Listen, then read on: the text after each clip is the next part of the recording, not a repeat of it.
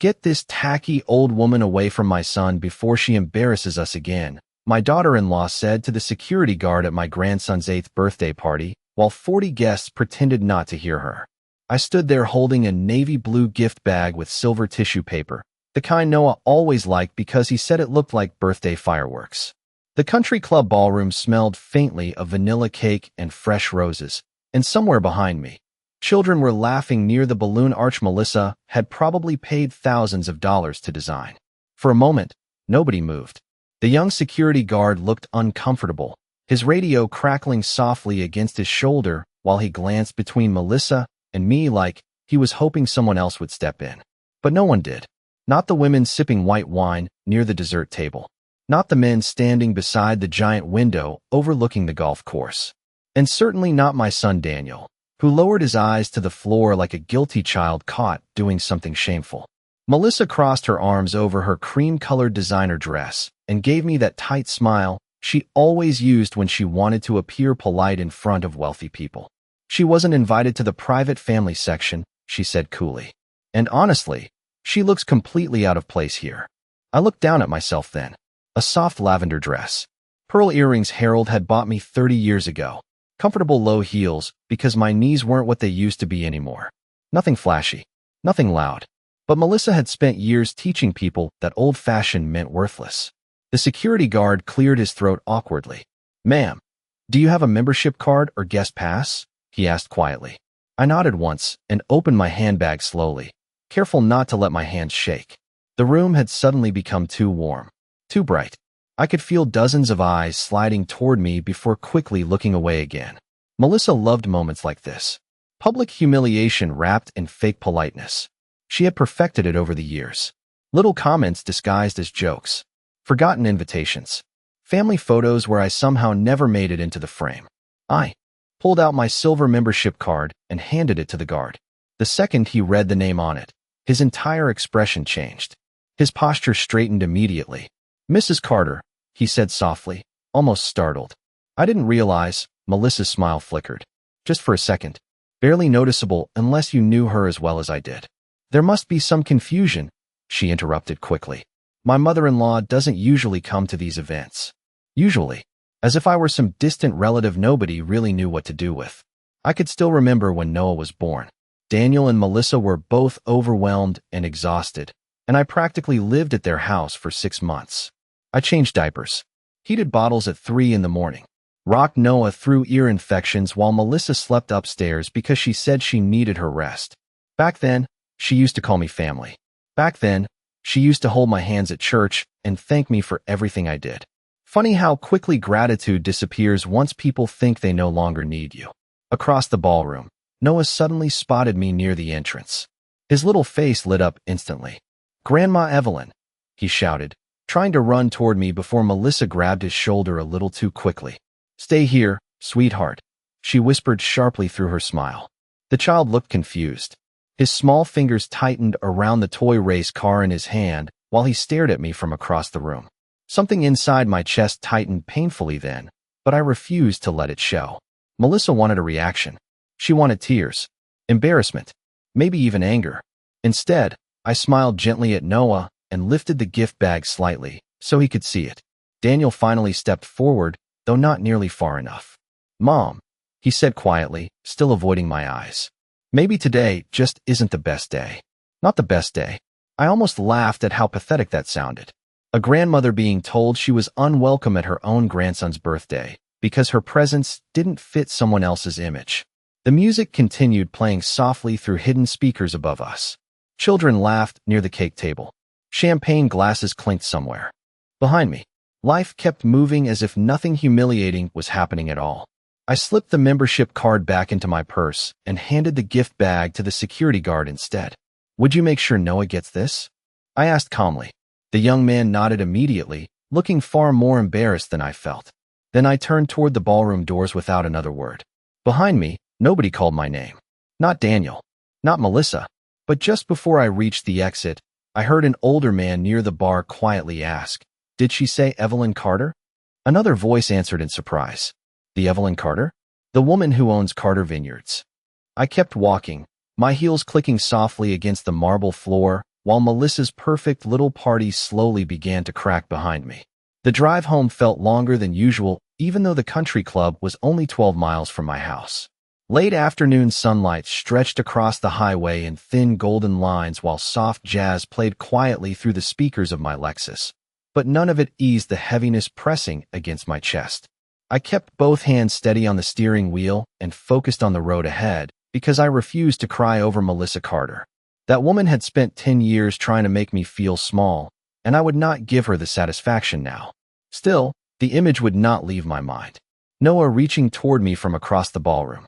Daniel standing there in silence while strangers watched his mother get escorted toward the door like an inconvenience. I pulled into the long gravel driveway of Carter Vineyards just as the sun dipped lower behind the hills. The vineyard had always looked peaceful at dusk. Endless rows of grapevines rolled gently across the property like green waves, and the old white farmhouse sat quietly in the middle of it all, untouched by the noise and performance of the outside world.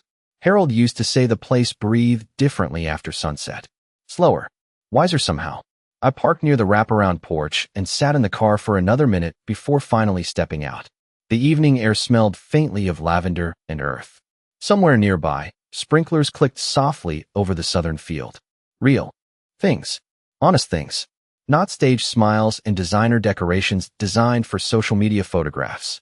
Inside the house, the silence wrapped around me immediately. I placed my handbag carefully on the kitchen counter and stared at the unopened birthday cake sitting beneath a glass dome near the stove. I had spent nearly 4 hours making it the night before. Noah always loved lemon cake with vanilla frosting. Every year since he turned 4, he asked me to make the same one because he said store cakes tasted fake. My fingers rested lightly against the glass cover for a moment before I slowly pulled away. Then I noticed the birthday gift still sitting in the passenger seat outside. I walked back to the car and retrieved it carefully. The silver tissue paper had become slightly crumpled after everything that happened, but the scrapbook inside was untouched. I carried it into the living room and lowered myself onto the cream-colored sofa Harold picked out years ago. The house creaked softly around me in familiar ways while the grandfather clock near the staircase ticked steadily in the corner. I opened the scrapbook slowly. The first page held a photograph of Noah as a newborn wrapped in a pale blue hospital blanket. Daniel had looked terrified holding him. Melissa had looked exhausted but proud. And there I was standing beside them both, smiling like the future still belonged to all of us together. I turned another page. Noah at 6 months old sitting on my kitchen floor covered in flour after helping me bake Christmas cookies.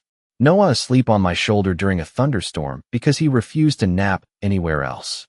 Noah wearing tiny rain boots while following Harold through the vineyard rows during harvest season. For years, this house had been his second home. Sometimes I wondered if Melissa hated that more than anything else. She could tolerate my money. She could tolerate my connections. But she could not tolerate history she could not control. The phone rang suddenly, pulling me from my thoughts. I glanced at the screen before answering. Grace Whitmore. I had known Grace nearly 30 years. Her husband served on the winery board before he passed away, and, unlike most people in our social circle, Grace never pretended to be someone she was not. Evelyn, she said gently the second I answered. I heard about today. I leaned back slowly against the sofa cushions. News travels quickly at Oak Ridge Country Club. Grace let out a quiet sigh. Melissa made a mistake humiliating you publicly. People are talking. I looked down at the scrapbook resting across my lap. People always talk. Then they move on. Not this time, Grace replied carefully. There was a pause before she continued speaking, her tone lower now. Evelyn, there is something you need to know about Daniel and Melissa. Something in her voice made my stomach tighten immediately. I sat up straighter without realizing it. Outside the living room windows, dusk settled slowly over the vineyard while the last light faded behind the hills. What is it? I asked quietly. Grace hesitated for only a second. They are in serious financial trouble. Much worse than anyone realizes. The room suddenly felt very still. Even the clock in the hallway seemed louder now. I closed the scrapbook gently and stared toward the darkening vineyard outside, while an uneasy feeling settled deep in my chest. Because for the first time all evening, Melissa's cruelty finally started to make sense. Grace arrived at the vineyard the next morning just after 9, carrying a cardboard tray of coffee cups and the serious expression people wear when they are about to deliver bad news. Fog still hung low over the western fields, soft and pale against the rows of grapevines stretching across the property. I opened the front door before she could knock twice. "You look like you did not sleep," she said quietly as she stepped inside. I accepted one of the coffee cups and gave her a faint smile. I slept enough. It was not entirely true. Most of the night had been spent staring at the ceiling while pieces of old conversations replayed themselves in my mind with uncomfortable new meaning. Little things Daniel had said over the past year. Comments about rising expenses, delays with business investments, Melissa suddenly becoming obsessed with luxury charity events and private club memberships they clearly could not afford on Daniel's income alone. At the time, I told myself young couples sometimes stretch their finances too far trying to impress people. But now the pattern felt different. Deliberate somehow. Grace followed me into the kitchen where morning sunlight spilled across the marble counters.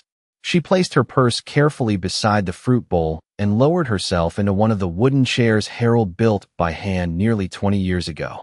"How bad is it?" I asked quietly before taking a sip of coffee. Grace exhaled slowly. "Worse than gossip. I spoke with Richard Coleman yesterday."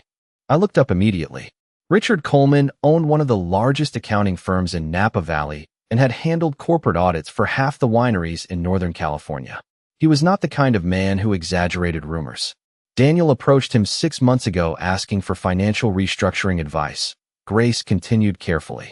Apparently the debt was already significant by then. I sat down across from her without speaking. Outside the kitchen window, workers moved slowly through the vineyard, checking irrigation lines while the distant hum of machinery drifted softly across the property. Real work. Honest work. Not staged wealth built for appearances. Grace wrapped both hands around her coffee cup. They refinanced the house twice. Melissa leased 2 luxury vehicles under the business name. There are outstanding loans tied to Daniel's consulting company, and she hesitated briefly before continuing. There are concerns about Noah's educational trust fund. Something cold settled into my stomach then. What kind of concerns? Grace lowered her voice instinctively, even though nobody else was in the house. Money was withdrawn. The words landed harder than I expected. For several seconds, I simply stared at the steam rising from my coffee. Harold and I established Noah's trust fund the week he was born. We wanted him protected no matter what happened in the future. College tuition, medical expenses, a stable beginning to adulthood. Harold always believed family wealth should create security, not entitlement. "How much?" I finally asked. Grace looked uncomfortable now. Enough to raise legal questions if someone looked too closely. I leaned back slowly in my chair.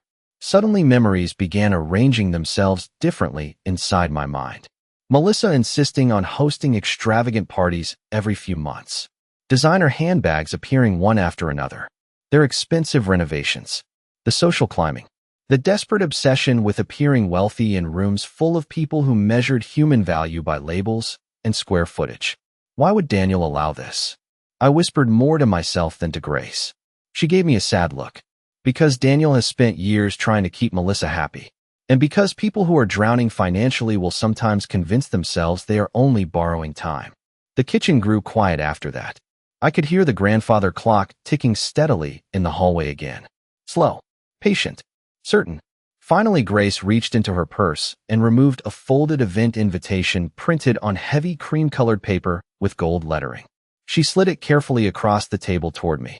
"Melissa is hosting the Oak Ridge Children's Charity Gala next month," she said. "Richard told me they are counting on securing major donor investments there." I stared down at the invitation without touching it. Melissa Carter, event chairwoman. Daniel Carter, executive sponsor. Their names set elegantly beneath the gold-embossed title like they belonged to people living perfect lives. "There is more," Grace added quietly. "Richard believes they are planning to approach you soon about the vineyard." My eyes lifted slowly toward hers. "For what?" Grace hesitated only a moment. "Because most of Carter Vineyards is still legally under your control, Evelyn. And right now, they are running out of options." Outside, the fog had finally begun lifting over the fields while sunlight spread steadily across the vines. For the first time since the birthday party, I no longer felt embarrassed. I felt alert. Because suddenly Melissa's cruelty no longer looked personal. It looked desperate. For the next 2 weeks, I said nothing to Daniel or Melissa about what Grace had told me. I answered Daniel's occasional text messages with polite one-line replies and ignored the carefully staged photographs Melissa continued posting online. In every picture, their lives looked flawless. Smiling dinners on restaurant patios, weekend boat trips with wealthy friends, Noah wearing designer sweaters while standing beside expensive birthday decorations. But once you know people are struggling, the performance becomes impossible to unsee. I started noticing details hidden beneath the surface. The forced smiles, the desperation behind Melissa's constant need to impress strangers, the exhaustion in Daniel's eyes every time he appeared in a photograph beside her. One Thursday afternoon, I drove into town to meet Arthur Bennett at his office near the courthouse square. Arthur had been Harold's attorney for over 30 years and one of the few people who understood exactly how the Carter family assets were structured. His office occupied the second floor of an old brick building overlooking Main Street, where hanging flower baskets swayed gently outside boutique storefronts and tourists wandered slowly between wine-tasting rooms. Arthur greeted me personally when I stepped off the elevator. At 76, he still carried himself with the calm confidence of a man who had spent decades handling delicate family matters without ever raising his voice. "Evelyn," he said warmly while guiding me into his office. "You look stronger than most people would after a public scene like that." I gave a small smile as I removed my gloves. Embarrassment passes. Character does not. Arthur nodded once, almost approvingly. His office smelled faintly of old books and polished wood. Framed photographs of vineyards and charity galas lined the walls beside shelves packed with thick legal binders. Harold always trusted Arthur because he never dramatized anything. He simply dealt with facts, and facts rarely cared about emotions. Arthur closed the office door behind us before sitting across from me at the conference table. "Grace called me," he said quietly. "She felt you should understand your position before Daniel approaches you." I folded my hands calmly in my lap. "So he is planning to ask for money." Arthur slid a thin folder across the table toward me. "Not directly. At least not at first." I opened the folder slowly. Inside were copies of corporate filings, trust agreements, and property records bearing both Harold's and my signatures. Papers I had not looked at in years. Arthur adjusted his glasses carefully before continuing. "Most people assume Carter Vineyards passed entirely to Daniel after Harold died." I looked down at the documents. That assumption was intentional. Arthur nodded. "Harold wanted Daniel to learn responsibility before receiving full control. The vineyard remains primarily under your ownership through the family trust." A strange silence settled over the room then. Outside the office windows, church bells echoed softly across downtown Napa while sunlight reflected against parked cars below. I remembered the night Harold finalized those documents shortly before his second surgery. We had sat together on the back porch watching the vineyard lights flicker across the hills while he explained his reasoning in that steady, quiet voice of his. "If Daniel ever mistakes entitlement for maturity," he had said, "promise me you will protect what we built." At the time, I thought he was simply being cautious.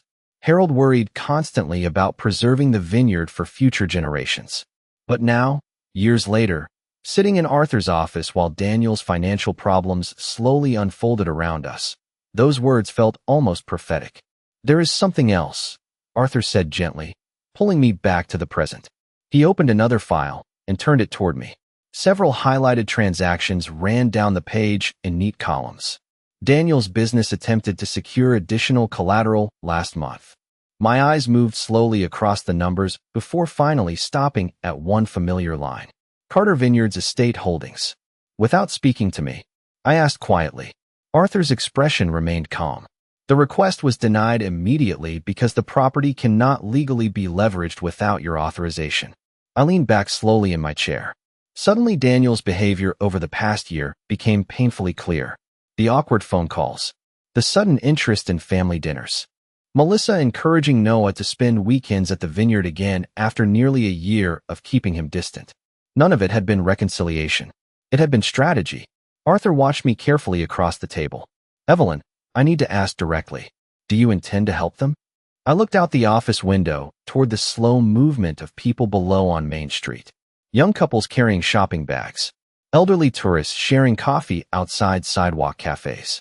Ordinary lives continuing quietly while entire families cracked apart behind closed doors. Finally, I turned back toward Arthur. I spent years believing Melissa wanted to erase me because she was cruel, I said softly. Now I think she wanted to erase me because I stood between her and something she could not control.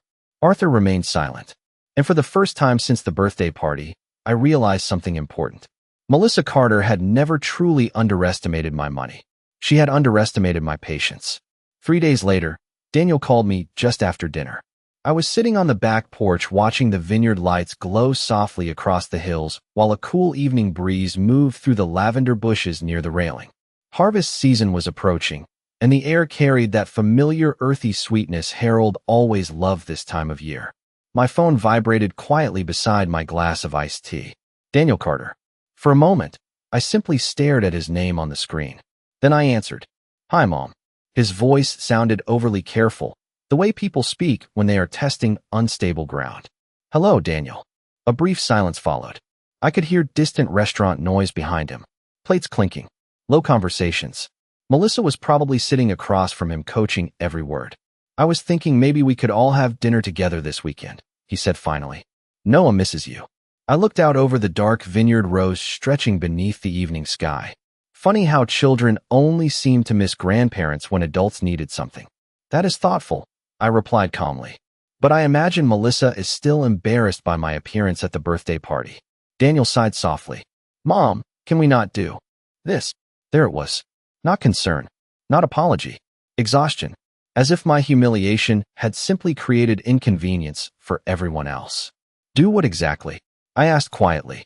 "Turn your mother being removed from her grandson's birthday into an uncomfortable conversation?" Another silence. Longer this time. I could almost picture him rubbing his forehead the way he used to during stressful business calls. "Melissa overreacted," he admitted carefully. "Things have just been stressful lately." Stressful. Such a harmless little word for the slow collapse of honesty.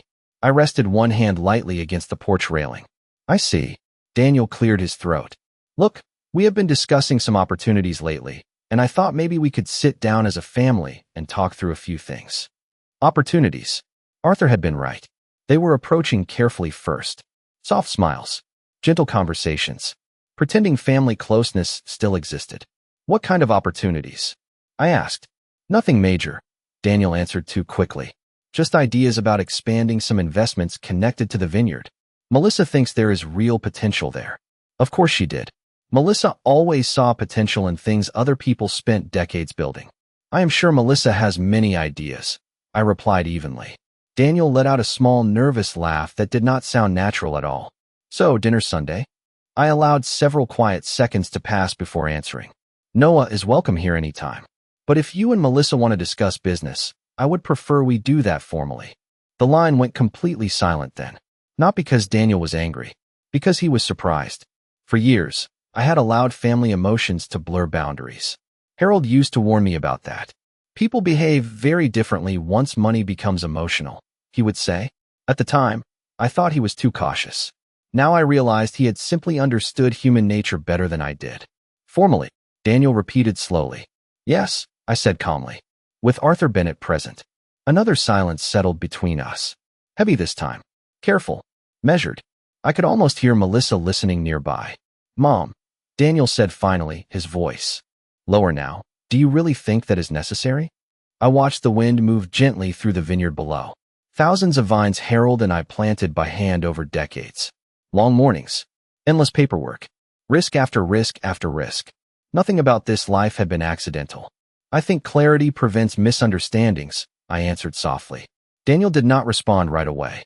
When he finally spoke again, his voice carried something unfamiliar beneath the tension. Uneasiness. "You seem different lately." I almost smiled at that. Different. As if dignity only became noticeable once it stopped being convenient for others. "Perhaps I am simply paying closer attention," I replied. We ended the call politely a few minutes later, but the moment I set my phone down, I knew something had shifted permanently. Daniel was no longer speaking to me as a son asking his mother for support. He was speaking like a man trying to negotiate access to something valuable. The following afternoon, Melissa posted another photograph online. A perfectly staged family picture beside the country club pool. Daniel smiling tightly. Noah holding a lemonade. Melissa in oversized sunglasses with one arm wrapped possessively around her husband. The caption read, grateful for family, fresh starts, and exciting new opportunities ahead. I studied the image quietly for a long moment before setting my phone aside.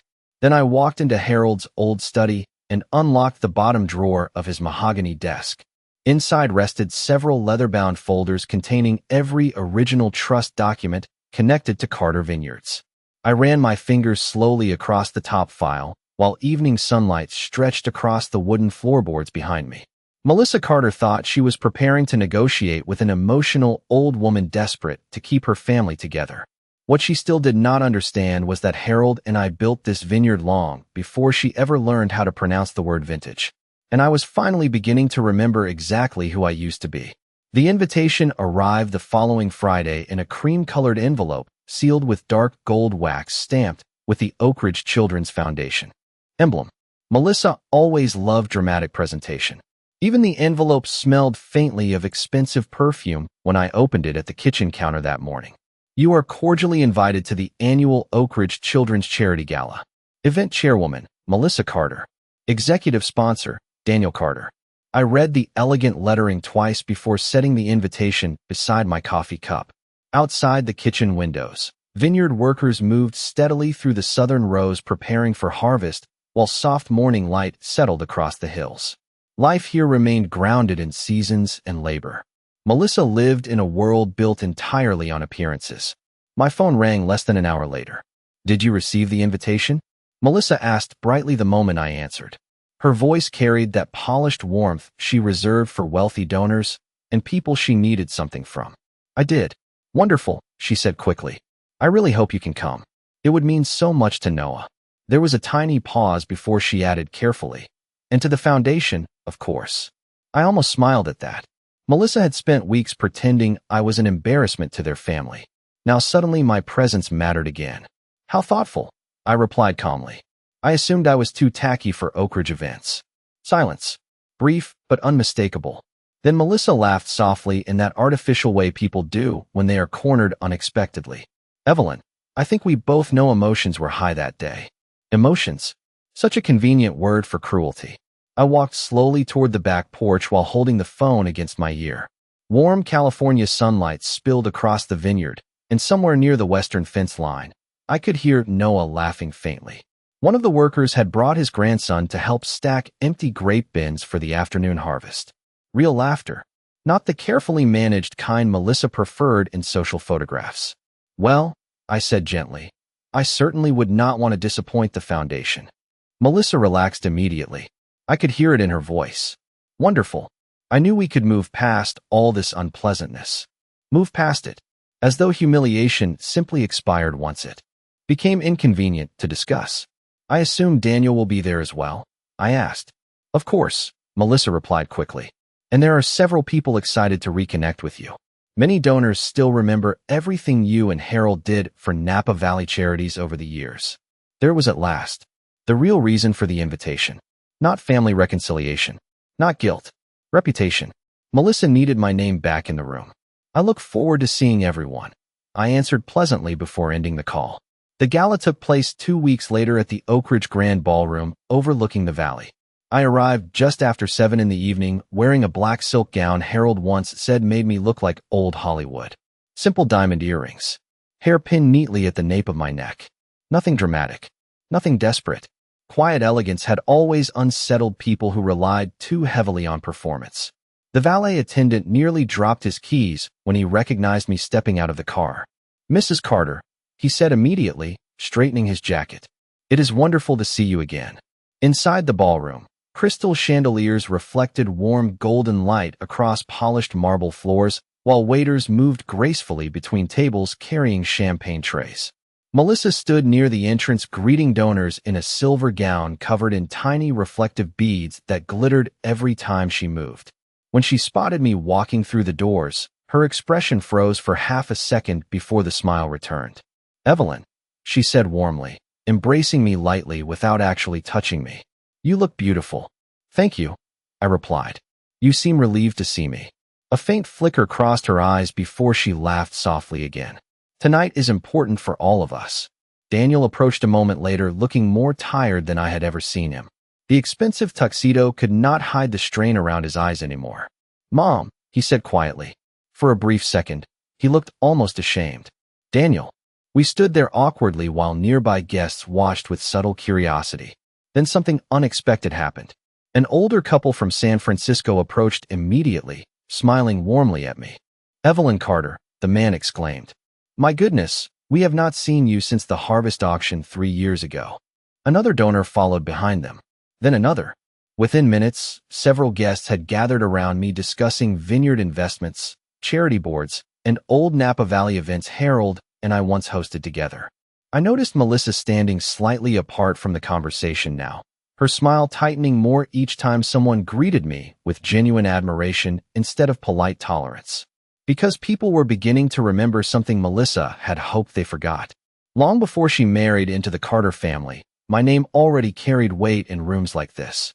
And as the evening continued, I could feel the atmosphere shifting slowly around her perfect little performance. By the time dinner service began, the ballroom had fully shifted around me in ways Melissa clearly had not anticipated. Everywhere I walked, someone stopped to speak with me.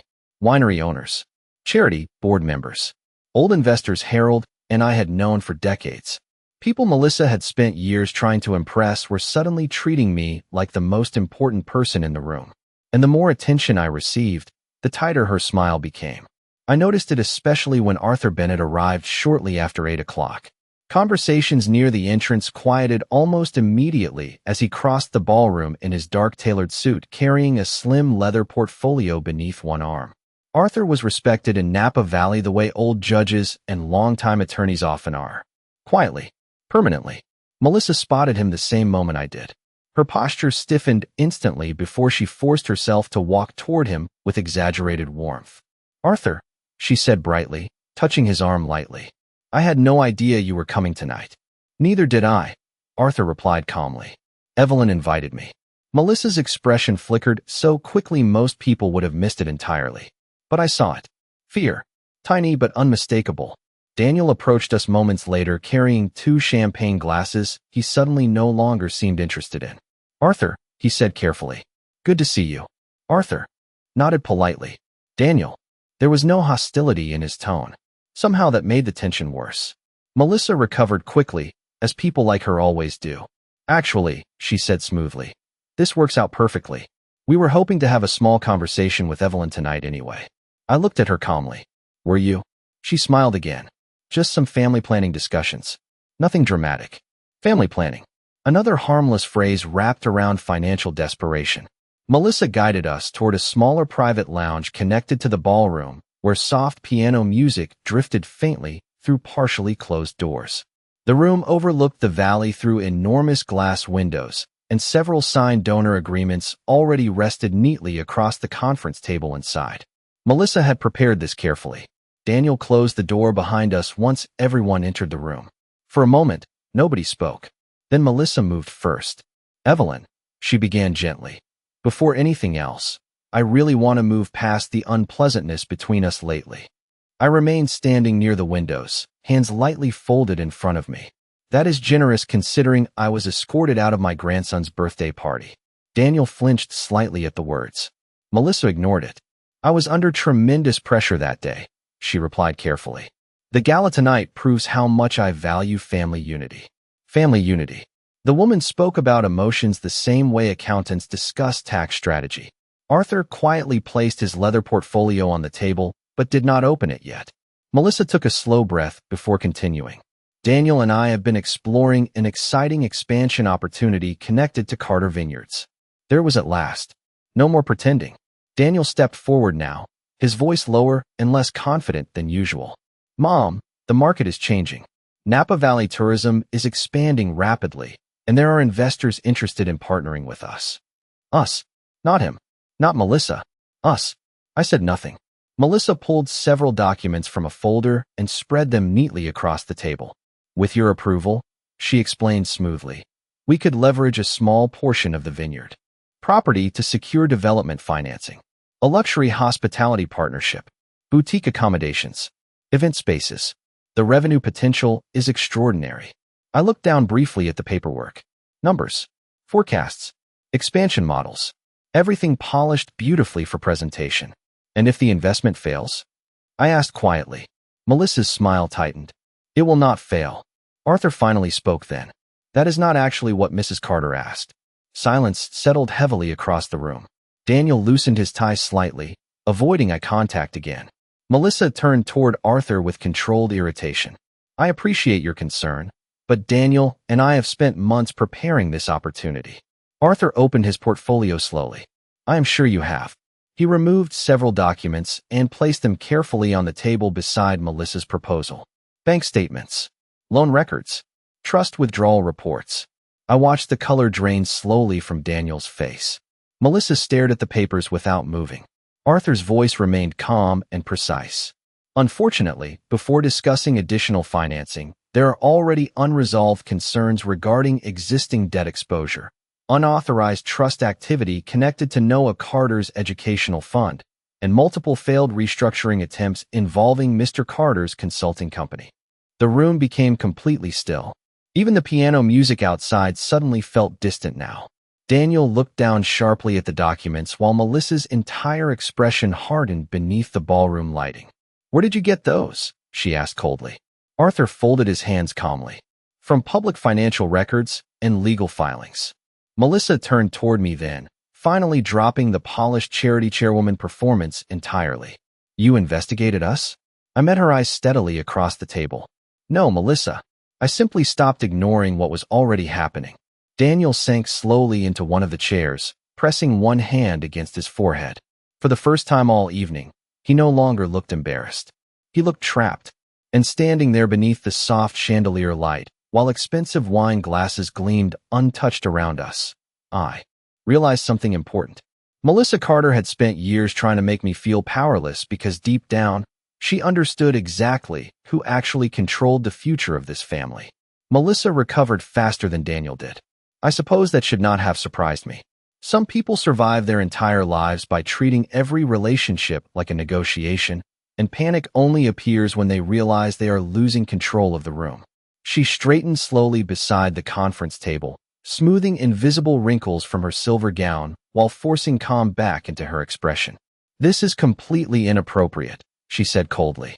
We are at a charity event, not a courtroom. Arthur closed the portfolio quietly. Then perhaps financial discussions should not have been scheduled during a charity event. Daniel still had not spoken. He remained seated with both elbows resting against his knees, staring down at the trust withdrawal reports like he barely recognized his own life anymore. I watched him carefully then, not with anger, not even disappointment, mostly sadness, because somewhere beneath the expensive suits and constant compromises, I could still see flashes of the gentle little boy who used to help Harold prune grapevines every summer without being asked. Melissa stepped closer to Daniel immediately, placing one manicured hand against his shoulder. Protective, possessive. We do not need to justify ourselves, she said firmly while looking directly at me. Every family uses financial leverage sometimes. We made temporary decisions under pressure. With your son's trust fund? Arthur asked calmly. Melissa's jaw tightened. The money was going to be replaced. Eventually, Arthur replied. Silence settled over the room again. Outside the glass doors, soft applause drifted faintly from the ballroom as another donor presentation began. The gala was continuing without us. Wealthy guests drinking wine beneath chandeliers while the Carter family quietly unraveled behind closed doors. Daniel finally looked up at me then, his face pale beneath the ballroom lights. Mom, he said quietly. I was going to fix everything. The words sounded sincere. That was the worst part. People often imagine betrayal comes from hatred, but sometimes it comes from weakness instead. From people convincing themselves that temporary dishonesty is acceptable because they intend to clean up the damage later. I folded my hands calmly in front of me. Daniel, you tried to use the vineyard as collateral without speaking to me. He opened his mouth, then closed it again. Melissa stepped in before he could answer. Because we were running out of options, she snapped. There was at last. No more polished smiles. No more elegant social performance. Just desperation. Do you have any idea what it costs to maintain the life people expect from us? She continued bitterly. The memberships, the schools, the events, the expectations? I looked at her quietly for several seconds before answering. Melissa, nobody forced you to build a life you could not afford. Her face hardened instantly. Easy for you to say from your vineyard mansion. Arthur shifted slightly beside me, but I remained calm. That vineyard was built over 40 years, I replied softly. Not purchased for appearances. Daniel rubbed one hand across his face, slowly, like the room itself had become exhausting to hold together. Melissa, he muttered quietly, stop. But she was no longer listening to him.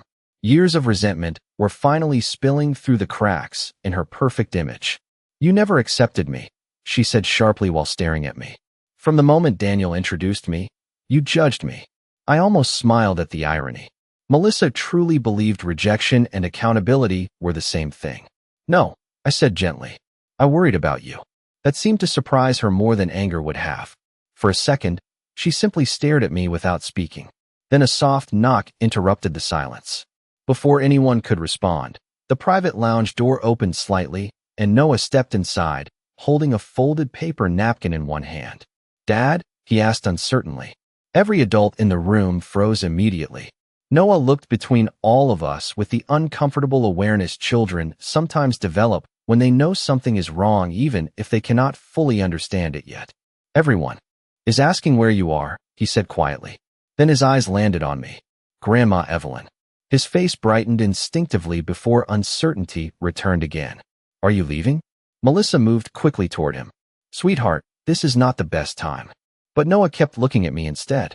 Why were people saying you own the vineyard? He asked innocently. Nobody answered right away. The child glanced between us again before asking the question that finally shattered whatever remained of Melissa's carefully controlled performance. And why were you mean to Grandma at my birthday party? The room went completely silent. Daniel lowered his eyes immediately. Arthur looked toward the windows. Melissa stood perfectly still beside her son like she had forgotten how to speak. Because children have a way of stripping complicated situations down to their simplest truth. Noah did not care about investment leverage or social status or financial restructuring. He only understood one thing. Someone he loved had been treated cruelly. And for the first time all evening, Melissa Carter had absolutely no elegant explanation left. 3 months after the gala, the vineyard looked beautiful again. Harvest season had ended successfully, and the hills surrounding Carter Vineyards glowed gold beneath the soft California autumn sunlight. The tourists had returned to Napa Valley in steady waves, tasting wine beneath the olive trees and taking photographs beside the old stone cellar Harold designed decades earlier. Life moved forward the way it always does. Quietly, patiently, without asking anyone for permission. I spent most mornings walking through the western rows with a cup of coffee in my hand while the workers prepared shipments for winter distribution. The routine grounded me again. Real work, honest conversations, people who understood the value of things built slowly over time. The chaos surrounding Daniel and Melissa eventually spread through Oak Ridge exactly the way Grace predicted it would. Nothing dramatic happened overnight. No screaming matches. No public scandal splashed across newspapers. Just quiet consequences unfolding one after another. Melissa resigned from the Oak Ridge Children's Foundation board 2 weeks after the gala. Several donors withdrew support once questions about financial misuse began circulating privately among investors and attorneys. Their country club membership was quietly suspended after missed payments surfaced. Daniel's consulting company downsized significantly before eventually merging with another firm under different management. The social invitations stopped arriving shortly after that. Funny how quickly people disappear once appearances lose value. I never celebrated any of it. That surprised some people. Grace once asked me why I did not feel more satisfied after everything Melissa had done. I remember standing beside the vineyard fence that afternoon while cold wind moved softly through the vines. Because watching people destroy themselves is not victory, I told her. It is just sadness arriving late. Daniel came to the vineyard for the first time in nearly 6 weeks on a quiet Sunday afternoon in November. I saw his car slowly pulling up the gravel driveway while I was trimming roses near the front porch. He stepped out wearing jeans and an old navy sweater I had not seen in years. No expensive watch. No polished presentation. Just Daniel. For a moment, he looked strangely young again standing there beneath the fading afternoon light. Mom, he said softly as he approached. I placed the garden shears carefully on the porch railing before looking at him. He seemed thinner now, tired in a deeper way than lack of sleep causes. Hello, Daniel. We stood there awkwardly for several seconds while wind carried the faint scent of crushed grapes from the storage barns nearby. Finally, he looked down at the porch steps. "I should have defended you," he said quietly. "No excuses this time. No complicated explanations. Just truth." I studied my son's face carefully. The shame there looked real now. Not embarrassment over consequences. Genuine regret. "Yes," I answered gently. Daniel swallowed hard before continuing. "I kept convincing myself things would stabilize eventually. The money. The pressure. Melissa always said we just needed one more opportunity, one more investment, one more breakthrough." He gave a tired laugh without humor. I think somewhere along the way I stopped noticing who I was becoming. The late afternoon sun stretched long shadows across the vineyard behind him while silence settled softly between us. Peaceful silence this time. Not hostile. "Your father used to say character reveals itself slowly," I said after a while. "Usually during difficult seasons." Daniel nodded faintly. "I failed that test." I looked toward the vineyard hills glowing amber beneath the setting sun. "Maybe," I replied quietly. "Or maybe you are only now deciding who you want to be." He stared at me for several seconds before his eyes filled unexpectedly with emotion. "I am sorry, Mom." I believed him. That was the hardest part. Because forgiveness becomes complicated when the pain was never caused by hatred in the first place. Daniel had not stopped loving me. He had simply allowed weakness, pride, and fear to become more important than loyalty. And families often break apart exactly that way. Quietly, gradually, one compromise at a time. Before either of us could speak again, the front screen door burst open behind me. Grandma Evelyn. Noah shouted happily while running barefoot across the porch. He wrapped both arms tightly around my waist before I could react. "Mom said I could stay here this weekend." I smiled for the first time all afternoon and rested one hand gently against his hair. "Did she now?" Noah nodded enthusiastically before holding up a folded school paper. "I got an A on my history project." Daniel watched us quietly from the bottom porch step, and for the first time in months, some of the tension in his face softened. The sun dipped lower across the vineyard while cool evening light settled over the hills around us. Noah kept talking excitedly about school while I listened, his small hand still wrapped tightly around mine. And standing there beside the house Harold and I built together all those years ago, I finally understood something important. Respect is not inherited through family names, wealth, or social status. It is earned slowly through character, loyalty, and the quiet choices people make when nobody is applauding them. Some people learn that lesson too late. But sometimes, if you are fortunate, the next generation still has time.